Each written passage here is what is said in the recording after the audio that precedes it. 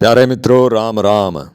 प्यारे मित्रों, डॉक्टर कपिल देव द्विवेदी की ये 3 पुस्तकें, जो भी अभ्यास करेगा अपने हाथ में कॉपी पेन लेकर, उसका विद्वान बनना तय है। और इसके अभ्यास में मुझे कठिनाई आ रही थी और मैं सोच रहा था कि इसकी उत्तर माला कहाँ से मिले। तो आज मुझे आचार्य श्रवण कुमार की वीडियो मिल गई हैं। मैंने काफ़ी सारी वीडियो देख भी ली हैं। यह अद्भुत कार्य है और घर बैठे आपके बिस्तर पर ही आप विद्वान बन सकते हैं। बस ज़रूरत है अभ्यास की। उनके साथ साथ अभ्यास कीजिए। सामने पुस्तक होनी चाहिए, हाथ में आपकी बड़ा सा रजिस्टर और पेन होना चाहिए। एक 300 रुपये वाला बढ़िया रजिस्टर ले लो ताकि वो 10 साल 15 साल चले। उसमें नोट्स बना लो सारे, जो भी आपको नहीं आते, जो भी आपको कठिन लगते हैं वो नोट करते जाओ।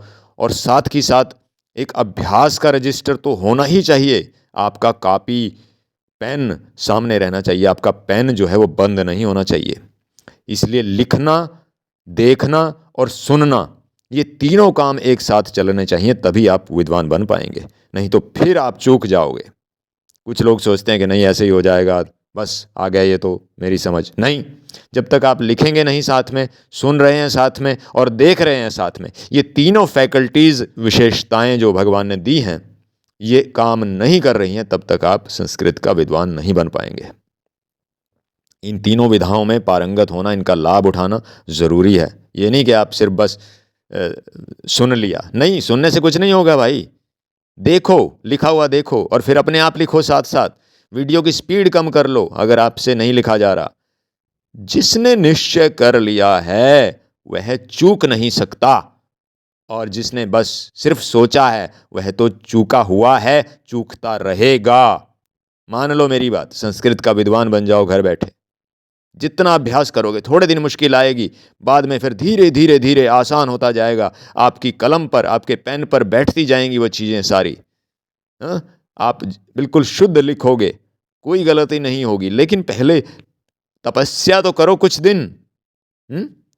एक प्रारंभिक रचनानुवाद कौमुदी तो पूरी लिखो, साथ साथ सुनो, देखो।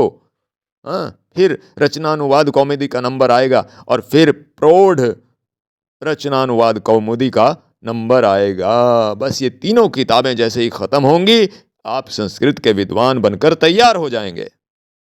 और इसका सारा श्रेय डॉक्टर कपिल द्विवेदी को तो है ही। आचार्य श्रवण कुमार जिन्होंने ये बीड़ा उठाया है, उनको बार बार नमन है। प्यारे मित्रों, डिस्क्रिप्शन में लिंक दिए हुए हैं। देर किस बात की, डिस्क्रिप्शन में जाकर लिंक चेक करिए और अभी अभ्यास शुरू कर दीजिए। और हाँ, हाथ में रजिस्टर और पेन लेना ना भूलें, फिर गलती मत कर देना। सुनने से कुछ नहीं होगा, लिखने से, सुनने से और देखने से ही होगा। और चौथा काम तो पहले भी नहीं बताया और अभी भी भूल गया हूँ। चौथा काम है बोलना। तो लिखना पहले आप देखोगे, पहले आप सुनोगे, जो बोल रहे हैं वो उनको सुनोगे, फिर जो वो लिख रहे हैं उसको आप देखोगे। तो सुनना, देखना और लिखना और बोलना मुंह से, ये चारों काम साथ चलेंगे। याद रखना, भूल मत जाना। साथ में राधा कृष्ण का धन्यवाद करना मत भूल जाना, क्योंकि उनकी कृपा के बिना तो आपके मन में भी नहीं आएगा कि संस्कृत सीखनी है और संस्कृत का विद्वान बनना तो उनकी कृपा के बिना संभव ही नहीं हो सकता।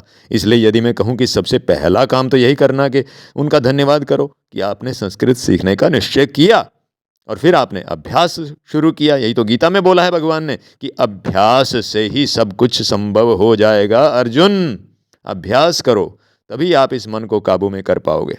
राधा कृष्ण, राधा कृष्ण, राधा कृष्ण। सीताराम, सीताराम, सीताराम।